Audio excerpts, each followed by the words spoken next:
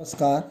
अभी तक आपने वाटर ट्रीटमेंट से संबंधित लेक्चर्स में lime soda process, zeolite process, temporary permanent method सारे स्टडी किए और उसके ऊपर कैसे न्यूमेरिकल आएंगे, किस तरह से हम लाइम रिक्वायर्ड, सोडा रिक्वायर्ड निकालते हैं, ये हम कैलकुलेट करते हैं।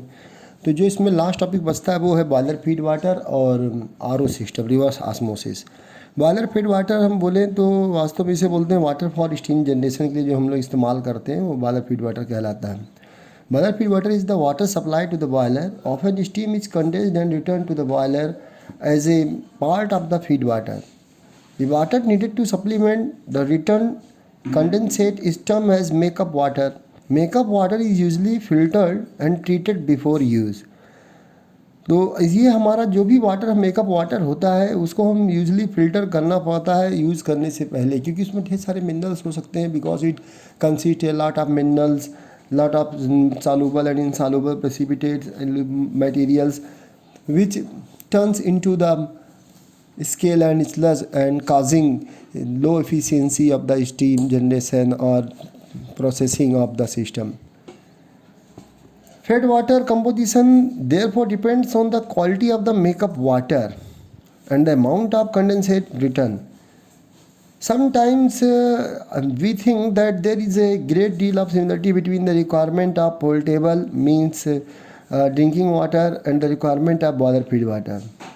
तो बॉयलर फीड वाटर विशेषतर हमारे कहाँ यूज होता है? It in all the industries boiler are use for generating steam. Boiler feed water is the water required for generation of steam and with the safety. तो different types of boilers depending upon their use and operating purpose. तो इसका main use हमारे इस topic का क्या है? इस topic का मेन यूज ये है कि जो बॉयलर फीड होने वाले प्रॉब्लम्स हैं वो क्या क्या हैं और क्यों होते हैं. तो हम ये जानना चाहेंगे कि क्या प्रॉब्लम्स हैं. तो हम आपको बताना चाहेंगे कि जो बॉयलर्स होते हैं, the problem arise due to impurities in water for boilers. कौन कौन से जो अनसुटेबल वाटर यूज़ करने से हमें बॉयलर ट्रबल्स हो सकते हैं वो हम कह सकते हैं कि प्रीमिंग एंड फोमिंग. प्रीमिंग एंड फोमिंग का मतलब हो गया कि झाग का बनना और ऑयल का उपस्थित होना, स्केल फॉर्मेशन, एक हार्ड सरफेस का या प्रेसिपिटेट का जमना, बॉयलर कोरोजन यानी एसिडिक कंडीशन का बनना, जैसे कि कोरोजन हो यानी बॉयलर से अगर आयरन का बना है तो उसमें रस्टिंग हो सकती है, कास्टिक एम्बेटलमेंट, ज़्यादातर ये सारी हमारे जो इसमें दोष होते हैं. सबसे पहले हम डिफरेंट प्रकार की जो ट्रबल्स होती है उसमें हम स्टडी करेंगे scale and sludge. Scale and sludge क्या है? तो बॉयलर में अगर हम बात करें तो स्केल हमारा अगर डिफाइन करना चाहे तो scales basically is a scale is a hard adhering precipitate form on the inner walls of the boilers. तो सबसे पहले यहाँ बात करते हैं स्लज की, क्योंकि नोट्स में भी स्लज है तो स्लज के बारे में बता दें. स्केल के अगेंस्ट स्लज इतना हार्ड नहीं होता है. तो sludge is a soft loose and slimy non-adherent precipitate found within the boiler. It can be easily scraped out with a wire brush. अगर इसे हम खरोच के निकालना चाहें तो निकल भी जाता है, क्योंकि ये एक बहुत ही हार्ड सरफेस कोटिंग नहीं करता. It is formed at cooler portion of the boiler and collect in areas of the system where the flow rate is low or at bends. जहाँ पर पाइप मोड़ी हो या मोड़ हो, जहाँ पे स्टीम का फ्लो जनरेशन बहुत कम हो, उन जगहों पर क्या होता है कि जो हमारा स्टीम होता है उसके साथ जो प्रेसिपिटेट होते हैं एट ए हायर टेम्परेचर पे वो जाके चिपक जाते हैं और जम जाते हैं और एक कोटिंग बना लेते हैं. तो वो हमारा कहलाता है स्लज. तो स्लज का डिसएडवांटेज क्या है कि these are the poor conductor of heat, so they tends to waste the portion of heat generated. तो स्केल या स्लज की वजह से जो हमारा होता है वेस्ट, हमारा हीट का जो होता है वेस्ट होता है. It decreases the efficiency of boiler and due to the choking of pipe take. Choking of pipes का मतलब हो गया कि ब्लॉक कर देते हैं, छेद बंद कर देंगे, स्टीम का जनरेशन नहीं हो पाता है. कभी कभी तो ब्लास्ट भी हो जाता है, एकदम से स्टीम का प्रेशर बढ़ जाने से ब्लास्टिंग भी हो सकती है. तो स्लज फॉर्मेशन बेसिकली हमारा ये एक इवेपोरेशन ऑफ वाटर का एक सिस्टम है. The concentration of salt increases progressively during the temperature rise and after the saturation point it is reached, precipitate forms on the inner walls of the boiler that is known as sludge. Sludge is a soft, loose and slimy precipitate formed within the boiler. It is formed at comparatively colder portion of the boiler and collect in the areas where flow rate is slow. तो बहुत से ऐसे substance हैं जो सॉल्युबिलिटीज़ hard water या cold water में पाए जाते हैं. जैसे एग्जांपल के रूप में अगर हम देखें स्लज के एग्जांपल है मैग्नीशियम कार्बोनेट, मैग्नीशियम कार्बोनेट ये एग्जांपल है। अगर हम देखें तो magnesium carbonate, magnesium chloride, calcium chloride, magnesium sulfate. These are the examples of sludge which forms in the form of precipitate during the vent portion or lower flow rate of steam portion of the boiler. सबसे बड़ा इसका prevention कर हम देखें तो किस तरह से बचा सकते हैं, by using well softened water, by drawing off a portion of concentrated water frequently. तो स्लज को दूर करने कुछ विधियां भी हम बताई गई हैं। By using soft water in boilers, अगर हम बॉयलर्स में सॉफ्ट वाटर का प्रयोग करें। Scraping with a hard brush, hard brush की सहायता से स्क्रैप कर दें। यहाँ पर आप देख रहे होंगे फिगर, यहाँ एक रफली फिगर बनाया गया, यहाँ पर देख रहे हैं बॉयलर वॉल्स है और बीच में पानी है। यहाँ भी बॉयलर वॉल्स बीच में पानी है, यहाँ से हीट जनरेट की जा रही है। तो हम देखते हैं कि इसके जो चारों ओर सतह है, यहाँ पर इन दीवारों पर या किनारे किनारे यहाँ पे लूज सॉफ्ट स्लिमी पीपीटी होता है जिसे हम स्लज बोलते हैं। और अगर यही hard adhering coating inner walls में होता तो वो हमारा स्केल कहलाता है। तो इस तरह से हमारा स्लज होता है, जबकि स्केल इसके अगेंस्ट बहुत ही हैवी और कठिन होता है जिसे हम आसानी से रिमूव नहीं कर सकते हैं। तो स्केल जो होता है वो हमारा हार्ड एडहेरिंग प्रेसिपिटेट होता है इसके अगेंस्ट में। तो हम ये कह सकते हैं कि जो स्केल है, scale is a hard adhering and sticky deposit. They are very difficult to remove even with a hammer. The composition of scale are calcium carbonate, calcium hydroxide, magnesium hydroxide, calcium silicate, magnesium silicate, calcium sulfate, aluminum sulfate. These are the examples of composition of scale. Calcium bicarbonate is also one of the factor for scale formation.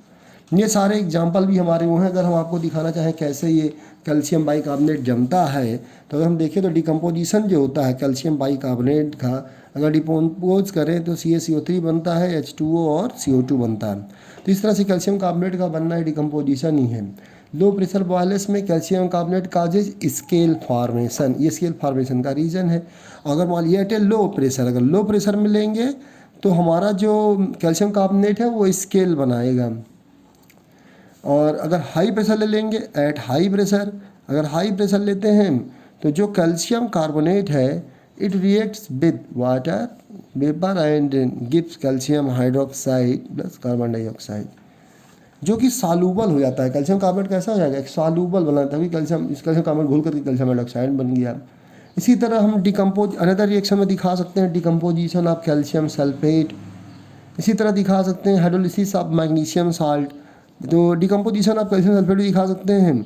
इसके अलावा hydrolysis of magnesium salt, magnesium salt में अगर हम बात करें तो जैसे MgCl2 है, वो जब वाटर से रिएक्शन कर लेगा तो वो भी मैग्नीशियम हाइड्रोक्साइड बनाता है, प्लस HCl बैलेंस के लिए 2 यहाँ पे 2, तो इस तरह से बैलेंसिंग हो जाएगी। तो magnesium hydroxide which is form this magnesium salt, यानी magnesium hydroxide is so form by hydrolysis of magnesium salt is a soft type of scale, ये सॉफ्ट टाइप स्केल है।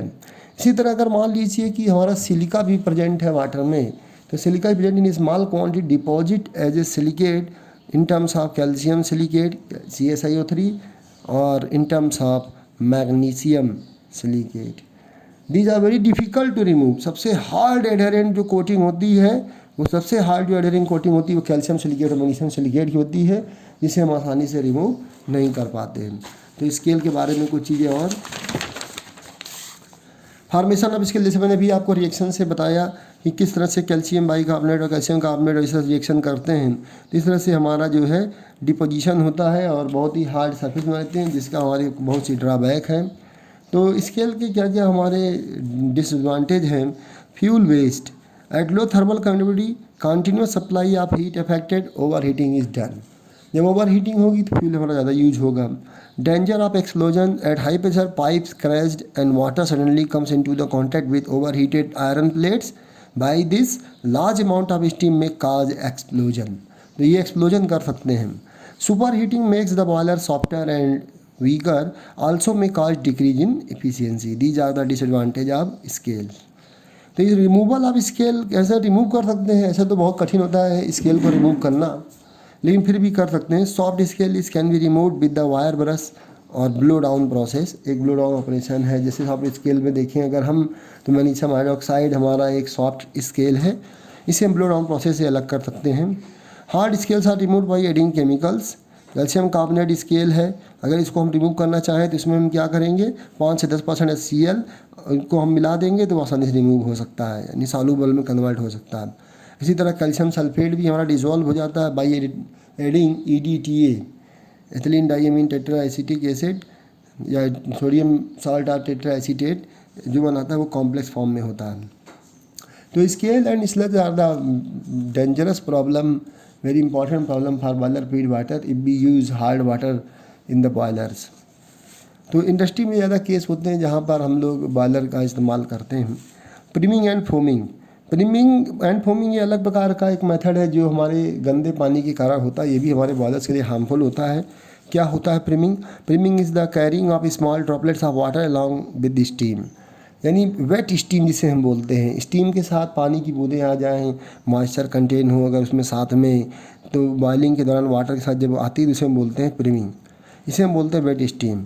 प्रीमिंग का काज क्या होता है कि large amount of dissolve solid presence of foam on the surface, जब उसके सरफेस पर ढेर सारे डिजॉल्व सॉलिड होते हैं तभी प्रीमिंग होती है। इसी तरह अनदर में हम आ जाएँ तो हाई स्टीम जनरेशन भी, अगर मान लीजिए बहुत तेज़ी से स्टीम जनरेट कर रहे हैं तो स्टीम जब एकदम से निकलेगी तो साथ में पानी के ड्रॉपलेट्स भी चले जाते हैं। कौन कौन से प्रिकॉशंस हम रखें कि प्रीमिंग को रिड्यूस कर सकें? Using mechanical steam purifier and avoiding rapid change in steam generation, removal of scale and sludge frequently and by maintaining low level of water, water का लेवल भी कम करके, या हम कुछ ऐसे केमिकल्स मिला दें, कोएगुलेंट्स मिला दें कि हमारा जो प्रेसिपिटेशन है वो कम हो जाए, या सॉफ्ट वाटर का प्रयोग करके हम इसको अवॉइड कर सकते हैं। फोमिंग एक अनदर काज है, ट्रबल है बॉयलर फीड में। Foaming is the formation of foam in the boilers which do not break easily, it is due to the presence of oil and alkalis. जो वाटर में oil और alkalis होते हैं इनके कारण जो झाग बनता है, फ्रॉथ बनता है, that is known as foaming. तो oily substances and alkalis react to form soap which reduces the surface tension of water, ये पानी के पृष्ठ तनाव को कम कर देते हैं। क्या है कारण इसका? इसका कारण होता है जैसे कि मान लीजिए पानी में ऑयल है, ग्रीस है, फाइनली डिवाइडेड स्लज है, केमिकल्स है, ये सारे अगर मिले होते हैं तो फोमिंग के लिए रिस्पॉन्सिबल होता है। Prevention of foaming by adding anti foaming agent such as castor oil and polyamides, polyamides are useful to stop the foaming process by using soft water and by removing oil from water, by adding coagulants like iron sulfate, NaLO2, sodium metaluminate, इस तरह के हम coagulants use करके हम foaming को बचा सकते हैं। तीसरा एक अदर इम्पोर्टेंट कारण है कास्टिक एम्बेटलमेंट, जो हमारा वाटर ट्रीटमेंट में भी यूज़ करते हैं, और कई जगह जब हम प्योरीफिकेशन भी करते हैं तो वहाँ पर भी हमें कास्टिक एम्बेटलमेंट दिखाई पड़ता है, जैसे आयन एक्सचेंज मेथड में हो गया अदर जगहों पर। तो हम इसे ये कह सकते हैं कि the presence of high alkali in water that is cast reason for caustic embrittlement, ये क्या करता है, बॉयलर मटेरियल को ब्रिटल बना देता है। During the softening of water bye lime soda process, अगर हम लाइम सोडा प्रोसेस यूज़ कर रहे हैं, लाइम सोडा प्रोसेस यूज़ कर रहे हैं तो उसमें small amount of free sodium carbonate present होता है। वो सोडियम कार्बोनेट करता क्या है, जो स्मॉल अमाउंट में सोडियम कार्बोनेट प्रेजेंट होता है which decomposes and produces NaOH at high pressure, वो सोडियम हाइड्रोक्साइड प्रोड्यूस करता है। सोडियम कार्बोनेट अगर पानी से रिएक्शन करे तो सोडियम हाइड्रोक्साइड बनता है। तो NaOH का बनना, ये जो है हमारा, जब NaOH की मात्रा बढ़ जाती है by evaporation of water and attacks the boiler material, it gives the Na2FeO2 which decomposes to form rust, ये रस्ट में कन्वर्ट हो जाता है। सोडियम फेराइड बोलते हैं इसे, Na2FeO2 को, जो फिर से वेपर के साथ मिल करके एक रस्ट Fe3O4 में बना लेता है। तो अगर हम इसके बचाने की बात करें तो प्रिवेंशंस में by using sodium phosphate in place of sodium carbonate, जो हम लोग सोडियम कार्बोनेट यूज़ करते हैं, सोडा जो लाइम सोडा प्रोसेस में रिमूव करने के लिए, उसकी जगह पर हम सोडियम फॉस्फेट का प्रयोग कर सकते हैं।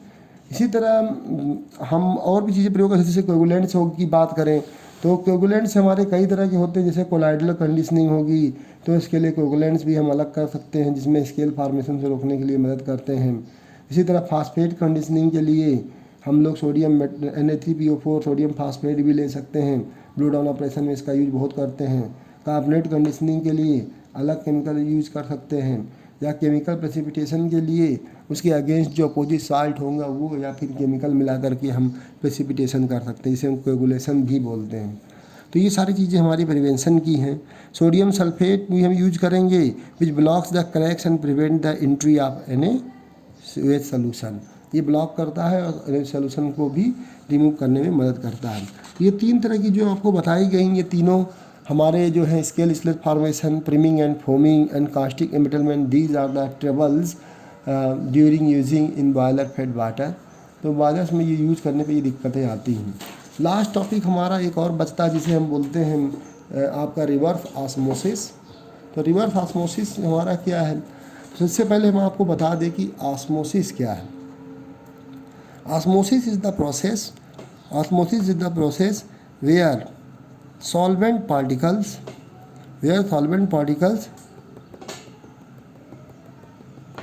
move through semi-permeable membrane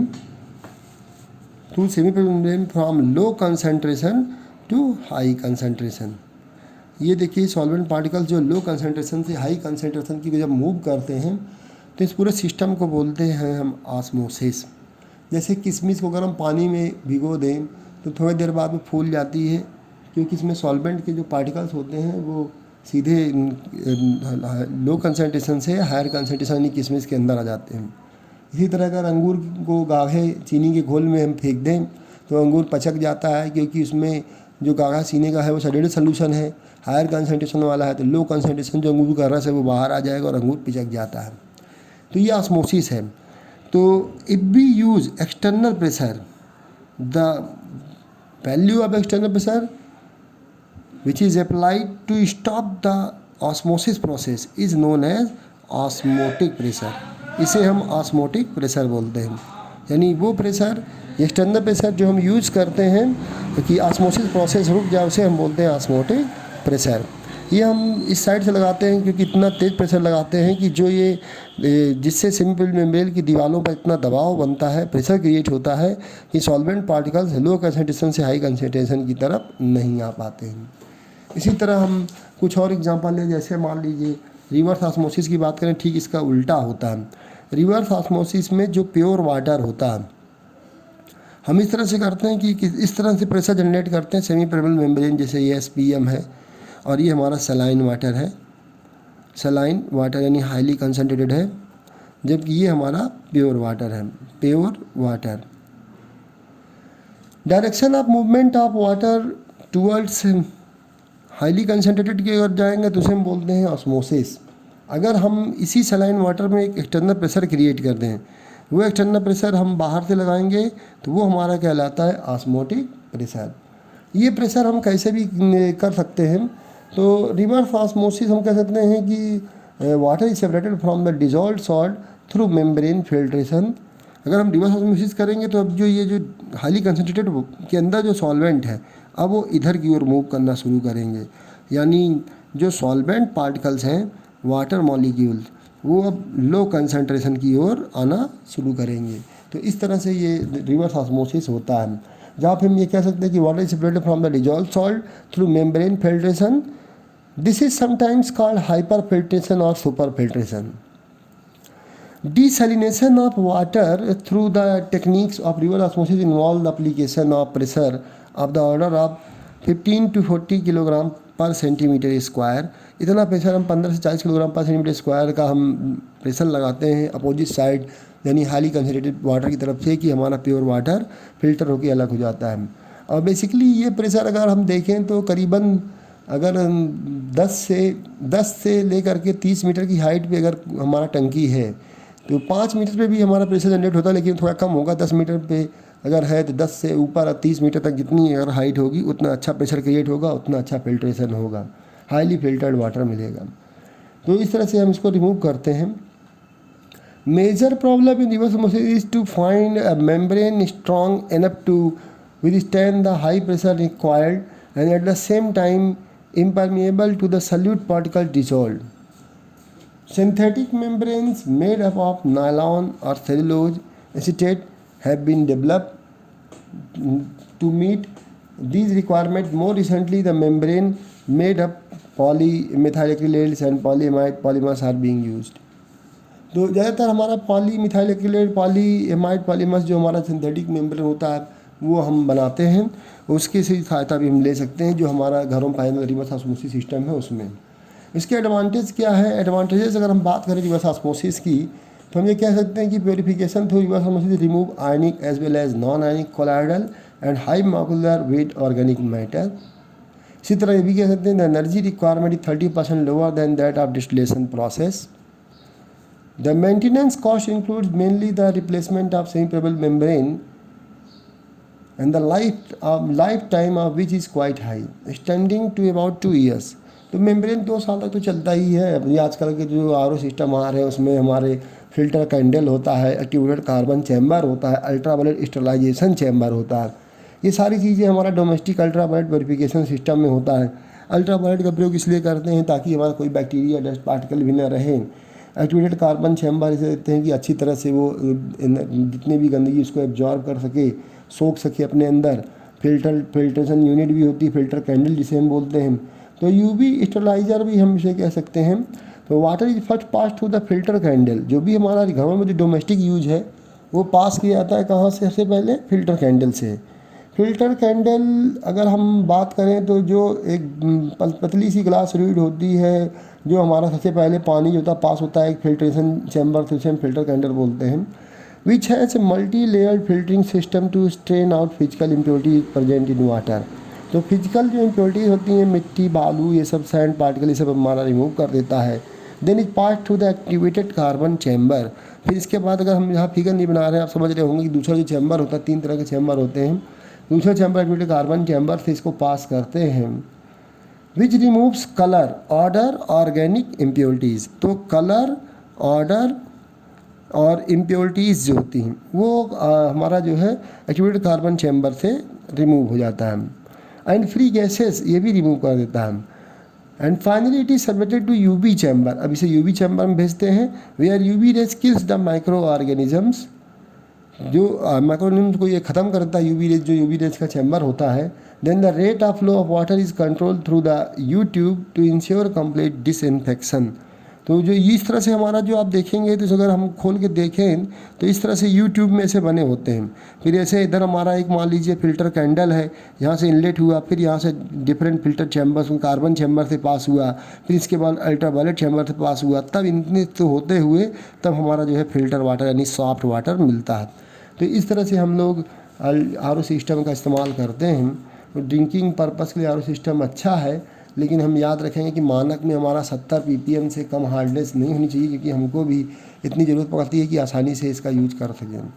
basically RO unit आजकल घरों में यूज हो रहा है, जिसमें सेडिमेंट फिल्टर होता है, कार्बन फिल्टर एक होता है, फिर दूसरे बाद कार्बन फिल्टर सेकेंड लेते हैं। कुछ इस तरह से बना होता है कि 3 चैम्बर होते हैं, उसके ऊपर मेम्ब्रेन होती है, मेम्ब्रेन के ऊपर अल्ट्रावायलेट चैम्बर होता है। कुछ इस तरह से अगर हम बनाएं फिगर तो एक हमारा ये हो गया सेडिमेंट फिल्टर ऐसे बना होगा, इसी से जुड़ा हुआ दूसरा कनेक्टिविटी होती है कनेक्ट में ही ऐसे ये होता है हमारा carbon 1 chamber, again carbon 2 chamber, carbon filtration chamber जिसे बोलते हैं।